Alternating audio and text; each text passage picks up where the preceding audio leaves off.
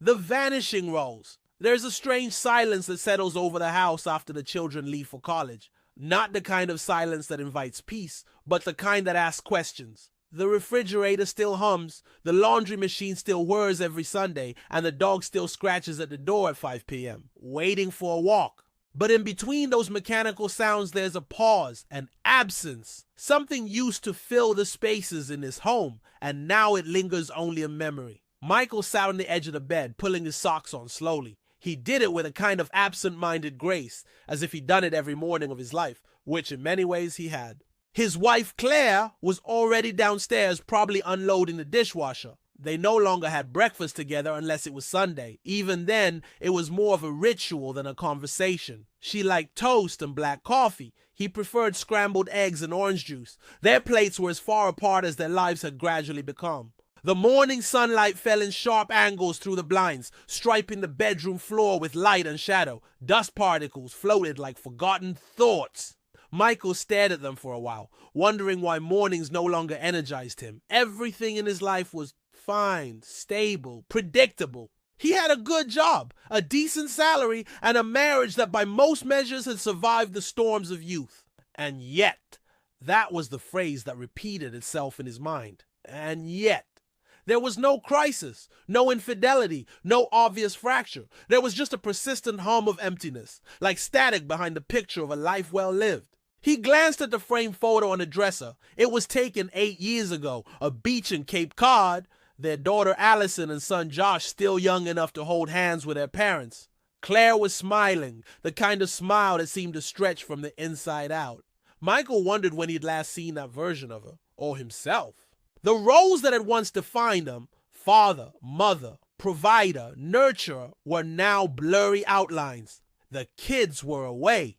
The job was autopilot. The marriage, functional at best. He wasn't sure who he was without those roles anchoring him. It felt like being unmoored in a calm sea, not drowning but drifting without direction. Downstairs, the clink of ceramic against ceramic echoed faintly. Claire was moving through her routine. He imagined her standing at the sink, hands wrist deep in soapy water, her eyes distant. She had taken up gardening lately and sometimes spent hours outside, arranging flower beds with the quiet diligence of someone tending something fragile. He once joked she cared more about her hydrangeas than their conversations. She had not laughed. The truth was they'd stopped really talking years ago. Not the day-to-day logistics. Those were still exchanged with the efficiency of colleagues sharing a spreadsheet. But the deeper stuff, though the longings, the fears, the quiet aches, they remained unsaid, held in like breath underwater. Michael headed to work. The commute was familiar, muscle memory.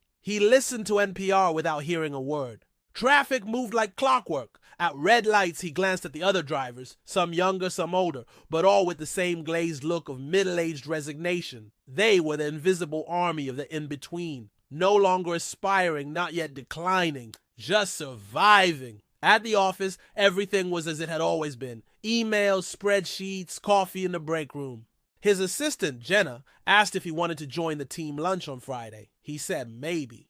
He already knew he wouldn't. He thought of Allison, now 19 and studying psychology. She called last week but didn't say much. Busy, she'd said. Good, busy. Josh was quieter. 19 too, but in a different state. Michael texted him sometimes, sending memes or articles. Sometimes Josh responded. Mostly he didn't. It wasn't anyone's fault, he reminded himself. Kids grow, distance is normal. You raise them to leave. That's the job. But no one tells you what to do after the job is done. That night, after dinner, grilled salmon and salad, eaten mostly in silence, Michael sat in the garage. He often did this now, not to fix anything, but to sit among tools and bikes and storage bins, to feel surrounded by things that used to mean something. He picked up an old baseball glove, cracked and soft, Josh's. He'd promised to teach him to pitch better, never quite got around to it. Claire opened the door and looked at him. Her face was unreadable, as it often was lately. You okay? She asked. He nodded. Yeah, just thinking. She lingered a moment, then closed the door gently behind her. Michael looked around the dim garage and felt a quiet ache in his chest. Not pain exactly, just absence. The absence of noise, of purpose, of direction. He whispered to no one in particular. I don't know who I am anymore. And in the stillness, the words did not echo. They just settled softly, uncomfortably into the quiet of the house. The invisible cracks. Some fractures don't make a sound. They grow in silence, like hairline cracks beneath the surface of a frozen lake, imperceptible at first, until one day the ice gives way beneath your feet.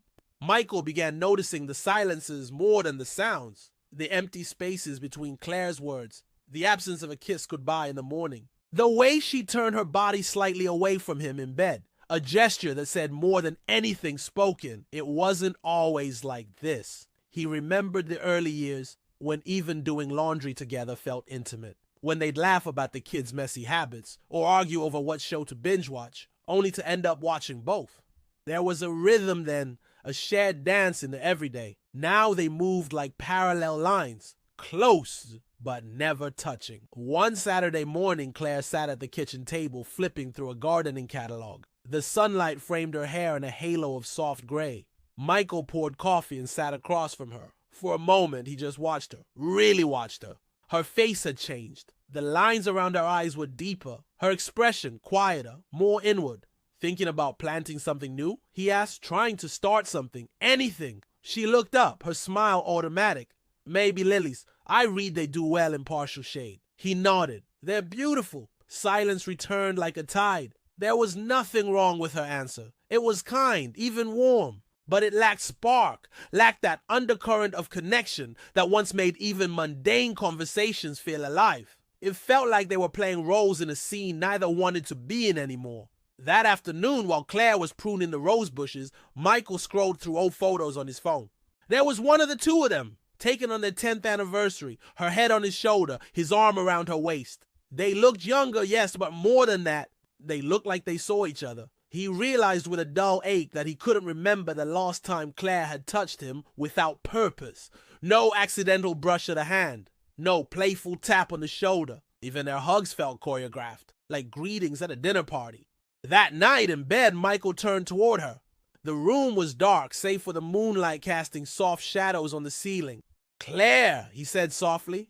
Do you ever feel like we're just roommates? She was quiet for a long time. Then she whispered, sometimes. Her voice wasn't angry or bitter, just tired. And that tiredness hurt more than anything else could have. They lay there in silence, not the charged kind that follows a fight, but the fragile kind that hovers when neither person knows what to say or how to fix what's broken. In the weeks that followed, they went about their lives as usual. But something had shifted, or perhaps it had always been shifting, and Michael had only now begun to notice. He started going for long walks alone after work. At first, just around the block, then farther.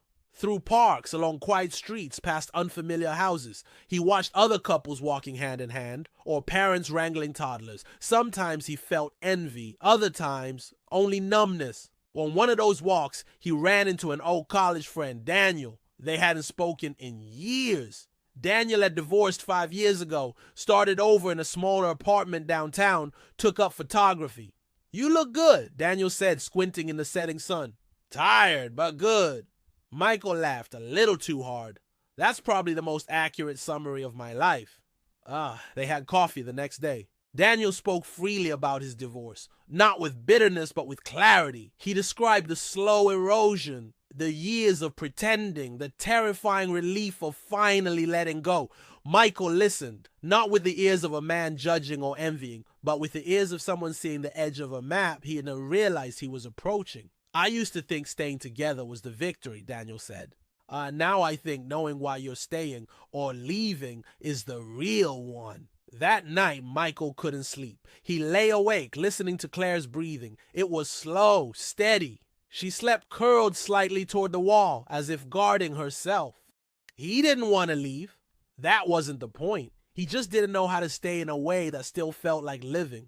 The next morning, he suggested they go out for brunch, a place they used to frequent when the kids were younger.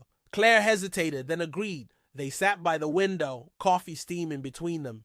The place was the same, but the energy wasn't. They were polite, friendly even, but not intimate. It felt like catching up with a distant cousin. Michael stirred his coffee slowly. Then, surprising himself, he said, do you ever wonder what our life would be like if we had to meet again now? As strangers? Claire looked at him, eyes narrowing slightly. Do you mean? Would we choose each other? He nodded. She didn't answer right away. Instead, she looked out the window at the people walking by. Young couples holding hands, children tugging at their parents, old lovers laughing over eggs and toast. I don't know, she said finally, but I do wonder if we ever really learned how to grow together. Michael felt the words settle between them, not like a wound, more like a door slowly creaking open. The mirror of solitude. There are two kinds of solitude. One is imposed, the kind you resist, the kind that makes you feel abandoned, small, unnecessary. The other is chosen, a quieter solitude, where the silence is not a punishment, but an invitation. Michael began to suspect that the silence in his life was trying to tell him something. It started with little things. He found himself waking earlier than usual, not because of work or alarms, but because the early morning hours felt clean, unclaimed. The world was still asleep, and for once he didn't have to perform any role. Not husband, not father, not employee. He could just sit by the window with a cup of coffee and listen to the wind tap gently at the glass. One morning, he opened a journal Claire had given him years ago. It was blank, crisp pages waiting. He hadn't written anything by hand in a long time. His fingers hesitated, unsure of the shape of his own voice. Then, slowly, he wrote, I don't know who I am when I'm not needed. He stared at the sentence. It looked back at him like a truth he'd known all along but never dared to say aloud. Later that week, he wandered into a bookstore on his lunch break. It was small, independent, the kind of place that smelled like dust and discovery. A display near the entrance caught his eye. Books for Midlife Rediscovery. He picked up one, Falling Upward by Richard Rohr, and began to read. By the end of the first chapter, something in him stirred. The book spoke of the second half of life, not as decline, but as unveiling. A chance to live more authentically, less driven by ego or achievement. Michael hadn't realized how much of his life had been spent building an identity that looked successful from the outside, but left him hollow within. He bought the book, or then two more, and a notebook. Nights became quieter, but richer. Instead of watching TV until numb, he began reading, journaling, even sitting in silence. He didn't call it meditation. He wasn't ready for that word, but it felt like remembering how to breathe, how to listen to the parts of himself that had been drowned out by duty and distraction. One evening, he found himself at a local community center. A sign out front read, Mindfulness for Beginners, Tuesday nights. He hesitated, then walked in. The room was warm, lined with folding chairs and soft lights. There were maybe a dozen people, all ages. No one spoke much. The facilitator, a woman in her 60s with calm eyes, invited them to sit, to breathe, to notice their thoughts without judgment. At first, Michael hated it. His mind raced, full of emails and errands and unfinished conversations. But somewhere around the third session, something shifted. Not dramatically, just a moment of stillness. A breath that felt deep enough to reach something he'd forgotten inside himself. After the session, the facilitator handed out slips of paper. On his, it read, Sometimes the soul speaks only when the noise has died. He kept it in his wallet. At home, Claire noticed the changes, though neither of them spoke about it directly. She had her own world now, gardening, book clubs, volunteering at the library. They crossed paths gently, like two travelers sharing a campsite.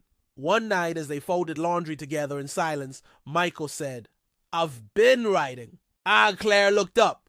You have? He nodded.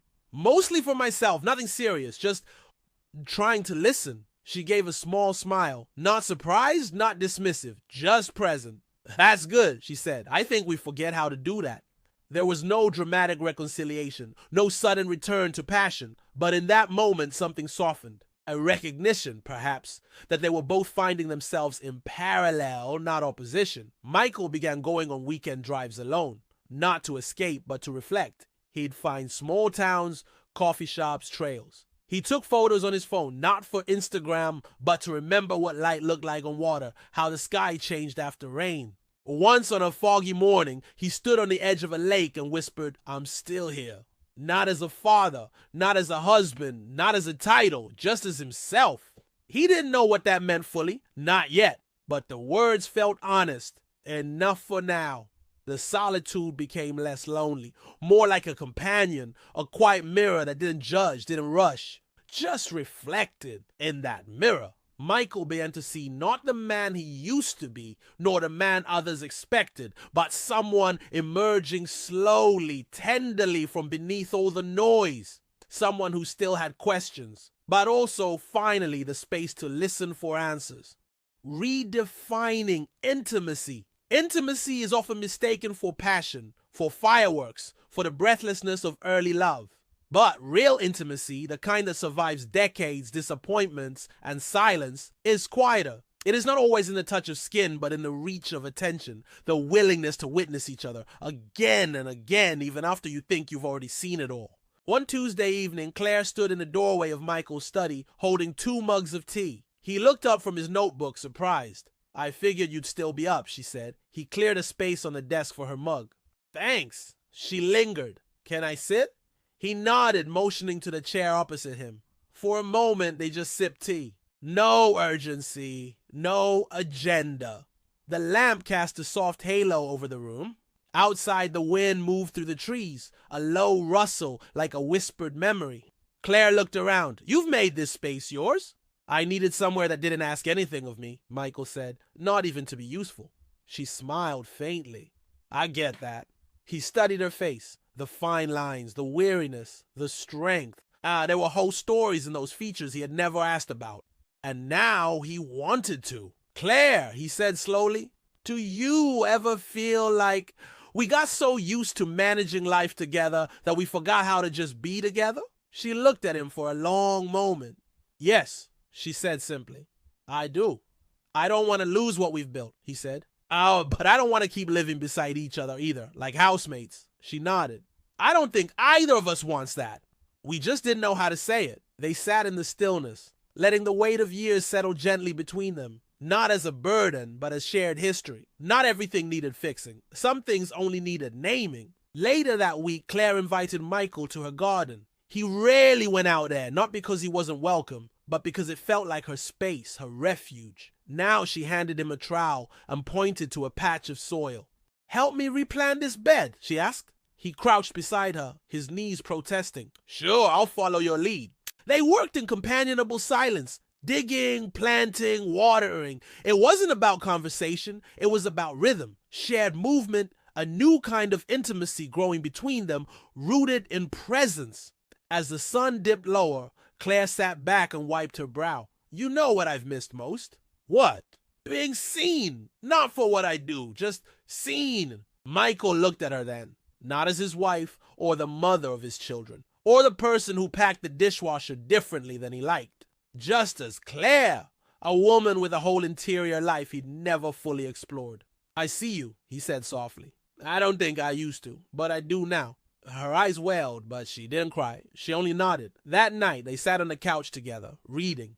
No TV, no distraction, just 2 people sharing space, breathing in the same air, existing side by side, not because they had to, but because they chose to. In the weeks that followed, they began doing small things together again. Cooking a new recipe, walking after dinner, listening to jazz on Sunday mornings. There was no grand romance, no sudden return to youth, but there was warmth, attention, a quiet invitation to reconnect.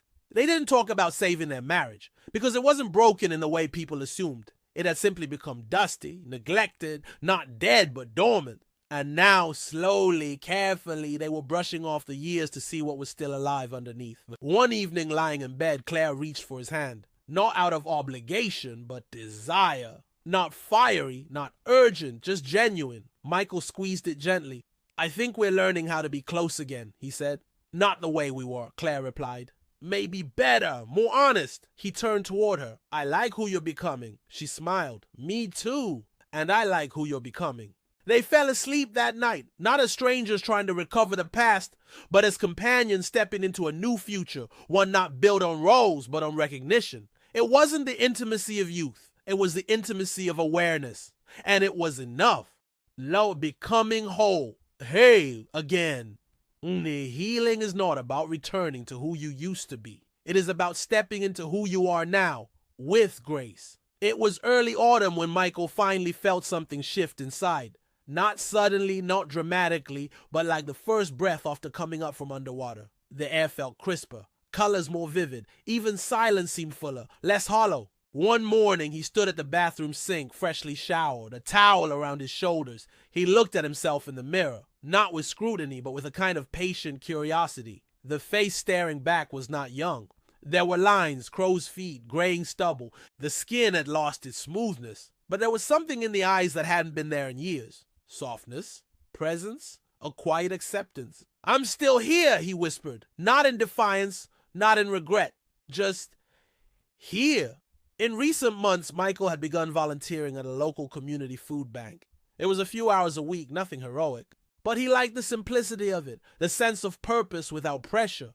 People came in need, and he showed up, not as a savior, but as a human being among other human beings. It felt grounding, humbling, real. He and Claire didn't label what they were rebuilding. They didn't need to. Labels belonged to their younger selves, when everything had to be named, defined, controlled. Now they lived more in the in-between, grateful for shared quiet, occasional laughter, the return of warmth that didn't need to announce itself.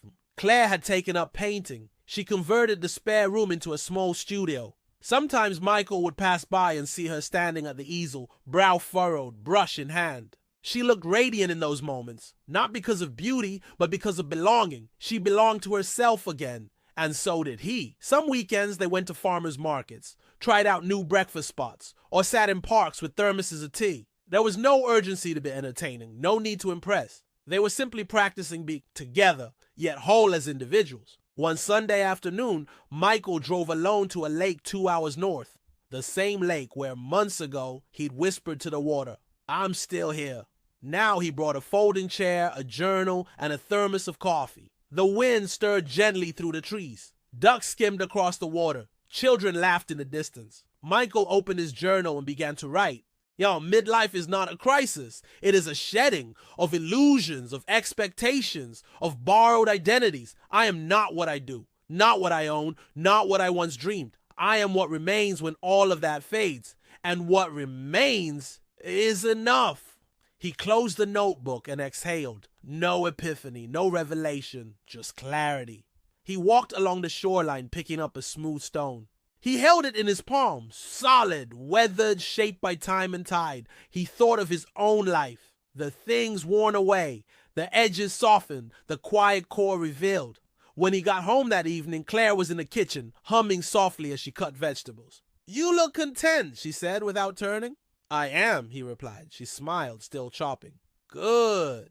That night, they watched the sky turn a shade of lavender before slipping into dusk. No words were needed. The silence between them no longer felt empty. It felt shared. Michael knew there would still be hard days, moments of doubt, long shadows. But now he had a language for those things. And more importantly, he had space. Space inside himself that wasn't defined by who needed him or what he achieved, but by how gently he could hold his own soul. He was not starting over. He was continuing with more truth, more humility, more peace. And that, he thought, was its own kind of wholeness.